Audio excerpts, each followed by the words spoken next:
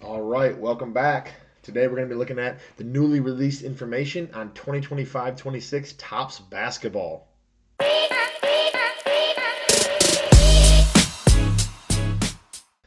All right, so again, I know this is a different kind of video. I've never done this before. I'm excited for the new top stuff. Today was the day that the license got transferred over, so we're going to try this out. I was able to look through some of the information that was available on Topps.com. One of the things I do really like about Topps from collecting baseball cards is they have a little bit more information that's made available. The checklist is usually up earlier than they are with Panini. The odds are released. You get a lot of more details if you want to dive into them.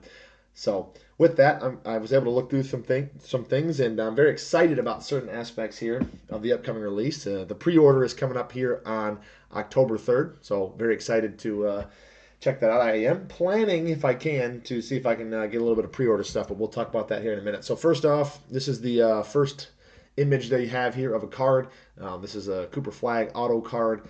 This is actually going to be the 1980, 1981, I think was the year of the release there, 1980, 1981. So it's 45th anniversary. In baseball right now, they've been doing 35th anniversary cards. So that's definitely very exciting. One of the things I really am excited about for this set. So the next thing that was super cool was they released a bunch of preview images. So I basically just compiled a bunch of them here onto this slide and had a few things I just wanted to note on each of these. So a couple of the cool things that they got, again, this one up here on the right of LeBron is just a base card, so that's a cool one just to kind of get an idea of the feel. This is the same design they used for this year's baseball, so it's been out there with Topps Chrome. It's been out there with Series 1 and Series 2, so I do like the design personally. I think it looks good. It looks good with the parallels. You kind of can see one of the parallels a little bit here with this Curry, although this is actually a patch card with the Real One patch there. So they have those that look nice. They do have Real One autos. So if you're new to Topps, again, I'm somewhat familiar. I'm not an expert by any means, but having collected baseball, they use that Real One phrase to basically describe a paper card that has typically an on-card auto, but they're very common in like heritage with baseball, so that those will be popular cards, especially for players like Wemby who haven't had license autos or their first Topps auto. But they use the same base card in the Real One auto. This is an insert auto here that it looks like they made available. The rookie photo shoot. They have a numbered version of that as well. I think I have on the next slide here. Some of the other cool things they've got. They are bringing a lot of the parallels over, and from everything I can tell, the numbering is going to be the same as it is in baseball. So that'll be different for all the basketball folks to get used to. But so out of 25 here, you notice that's the orange parallel. That's how it is in Topps baseball. And then here we have the like the player number variation. So the cards will be numbered to the player number. So this one's numbered out of 11 for Jalen Brunson. They didn't have that for every player in baseball. I'm not sure. I didn't look super closely to see if they are going to have that for every player in the checklist. It may just be for a select few like rookies and big name vets there. They have a couple of the other inserts here. These ones to me look like lower end inserts. I'm not super excited about these. Again, this is very comparable to like an NBA Hoops or a Donruss release. So it's going to be a lot of, paper base inserts. You're getting a ton of cards, but you got to you're not necessarily going to love all of them. That sometimes the designs are good, sometimes they're not. Again, NBA Hoops has really grown on me. I've loved the designs of the inserts in there. Donruss, for whatever reason, I've never really liked, so I'm hoping we can get more towards the NBA Hoops look. For me personally, this Rise to Stardom, whatever. This is even the out of 5 version, I guess, because it's red. Again, that's the numbering that Topps uses, so that's interesting. This one is a little bit better, but also nothing crazy. This MVP insert they have a little bit of info on the site about that as well. This one up here at the top is very interesting. It appears it is Clutch City Prospects is what the naming is here on the picture of it. They got kind of Knipple there with Charlotte.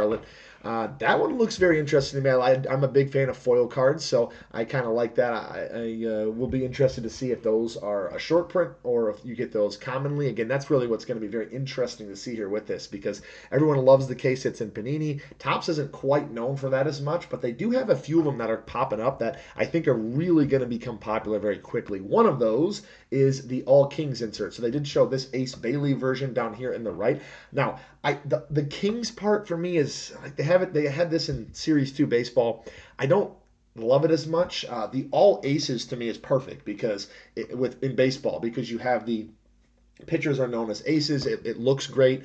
It pops really well on the card. It makes more sense. The All Kings to me doesn't quite flow or make as much sense. It's like, okay, you're trying to get the playing card thing going on in there. Like it'd be cool if they just had more variety to it. LeBron should have a king card because he's known as the king, whereas Jokic should have a Joker card, and maybe they'll do something with that. And I'm curious to see if they can repeat this design and make it unique enough and still make it cool. They've had it for a couple, I think 2 iterations in baseball. The first one was okay, and then this year is awesome. I do have one Jackson Jobe card that I love. That's an all aces card. I really want to get the Scooble as well. So those are like some of them that are here. Those are the first things that they released. So those are kind of interesting things to note. To the second slide here, I do have a couple of other images. These were on Instagram. So a couple things to note. They do have the first card deal going on again, which when they first released this, they forgot to stamp the cards. So nobody realized they had first cards. So it's very possible a lot of those baseball ones were just thrown away, even though they're technically 1-of-1s. The idea behind this, if you haven't heard before, is essentially it is the first card that was printed. They stamp it, they label it as a first card, so it makes it a 1-of-1. It's just a base card, but it's the first one that they printed. They should have that for each player. Here's another example of an orange parallel, also out of 25. Again, the parallels look very good on the design. That's nothing new because we've also seen this in baseball. For me personally, this up here in the top left, this is the type of card that I love. In baseball, they don't go for very much money. I get all the Tigers cards that I can in the 35th anniversary on the baseball side, and if I wait long enough, I can get these things for less than $5.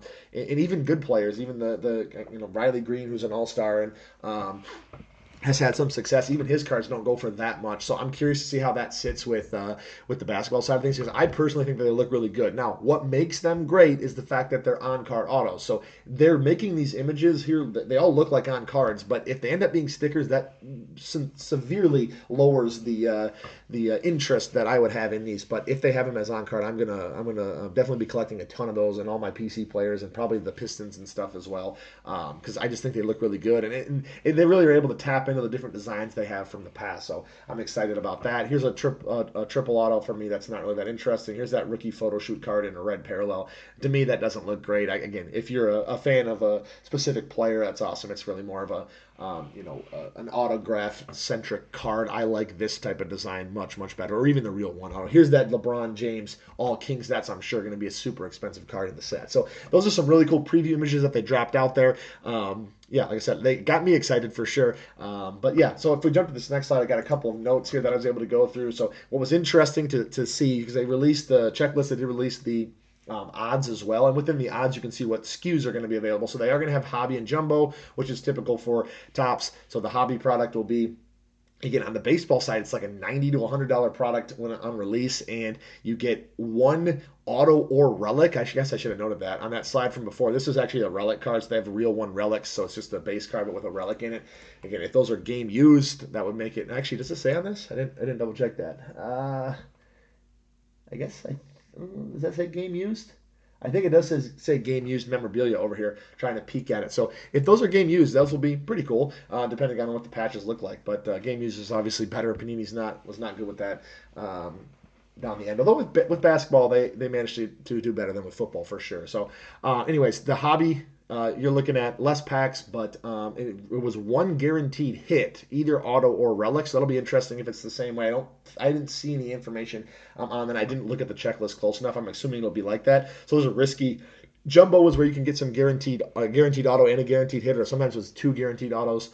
So again, the prices on those, that's obviously double the price of hobby, if not more than that. So I'm very interested to see what the prices come out at. There's no information on that I could find. And then in retail, they have all the things you expect to see from the baseball sides. You have blasters, megas, fat packs, display boxes, which is essentially like a retail packs, hangers, Black Friday Target Blaster. That's interesting. That was a separate thing listed from the other blasters. I think they actually call them value boxes, but I just refer to them as blasters. They do have a Costco Super Box, which I'm always a sucker for those. They usually come with a jumbo card and some special parallels, and then the Fanatics exclusive blaster, which are also very popular and do well on the baseball side. So that's kind of the full list. As you can see, there's a lot of different possibilities there. 300 card base set is what we're looking at. There are tons of different inserts. It's hard to make out exactly what all of them are going to be just by looking at the checklist. I'm not going to get into all the details on that. Like I said, a lot of them will probably be lower end stuff. The interesting thing will be how good do they look? Are there any any low end ones that look good, and then also what are the short print ones that everyone's gonna love, hopefully. The 1980-81 throwback set. So again, that's the, if I go back real fast, that's this card here with Cooper flag, but they'll have those without autographs. They'll have a 100 card set of those that you can get in just base, as well as in a limited set of parallels is typically how they do it. So those will be fun to collect, and usually those are like rookies and some bigger name players. It appears, I think, that they're going to have silver packs, which they usually have like one silver pack in every hobby box, and I think it's 2 or 3 in every jumbo box. And those have chrome cards that are in that throwback design, and there usually are autos also available on that. So I did see like they had a chrome 1980-81 on the checklist. So I'm guessing that's going to be the silver packs. That'll be interesting to see. So I guess that's a question that I have. And then it does appear there's different insert sets for retail and hobby just by looking at the odds. There are looking at that odd sheet, there's not a lot of crossover, for whether it's for parallels or for inserts. It's typically, it looks like they're either in hobby or they're in retail. And some of the retail stuff is even broken down where like you only get the Diamantes in hangers, which is the same way that it was in baseball. So that'll be very interesting to kind of see how that plays out over time. But yeah, in baseball, I believe they had no. And now that I say that, check that. It's in Topps Chrome. They have the same inserts, but maybe it is in Flagship that they keep them separate. So interesting to note. Typically in the past, I always feel that the retail inserts are worse. It's the same way it's been in Panini. So curious to see how that goes. A couple other key things here. I was curious to see like players that have switched teams. It appears they're on their old team, which I like because Topps in baseball, they'll do these photoshops, and I personally think they don't look good. I don't like the way that it turns out with like the Tigers players that they photoshop into the Tigers jerseys. Like I didn't check this for every player, but like I looked at Porzingis and he's listed as a Celtic, for example. So that'll be interesting to see does that mean that they'll come out with an update series later on? So that's a question that I have as well. That maybe we'll have those players in an updated jersey. They do that a lot in baseball, but again, in baseball there's so many players, they have the 3 separate series. So they do have a lot of different auto varieties. So they have the real ones. They have the 1980 throwbacks. They have those rookie ones that we saw. There's a couple other random ones they have thrown in there, the triple auto. So that looks like it should be good. And obviously they I think have a lot more of the players than Panini did here down the stretch. There are some retired players at the back end of the base set, like maybe 10 to 15. I didn't count them exactly. And there are 30 combo cards. Don't really know what that means. Very interested to see. They were listing just one name on the combo card. So curious what that turns out to be. Here's my summary of things here. So the positives overall for me, and some of these are things I haven't even touched on yet, so I'll talk about them now. I think there's going to be a ton of this available. It shouldn't be something that's hard to find. Now, because of that, they're going to print this to the moon. So there's not going to be a lot of value in every single thing you buy, especially base cards or anything like that. But you should hopefully be able to get packs unless everyone loses their minds over Cooper flag, I guess. There are lots of different inserts. I think that, again, it should give us a chance for some of those to be, very cool and look good. We do have the real one autos, which I think are going to be sweet. Again, if they're on card, they're amazing. If they're not, then that's going to slide over the negative very quickly. Same thing for the 80-81 autos. For me personally, those are going to be like my number one chase. I think that they do have a little bit of a different checklist on that. So some of my PC guys from Michigan that aren't in the base set checklist are going to have 80-81 autos. So I'm super excited for that. The team color border parallels. Again, I absolutely love these. They didn't say anything or didn't show any previews of this, but in baseball, it's my favorite parallel to collect from the Tigers.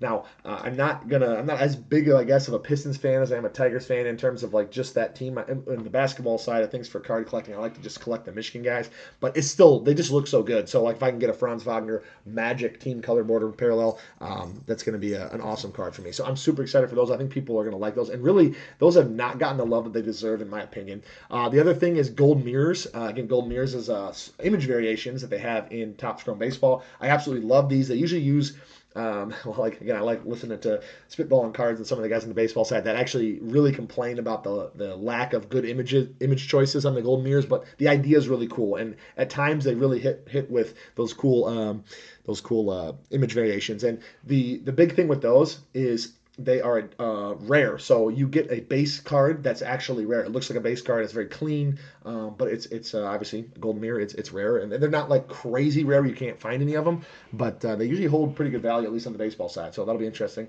I think the All Kings is great to have added over. It gives us that crossover from the baseball side. I'm curious if there's any other SSPs or case hits that work out. I overall think the design is good. A couple things that I thought are negatives. I didn't mention this yet. The rookie logo, in my opinion, looks terrible.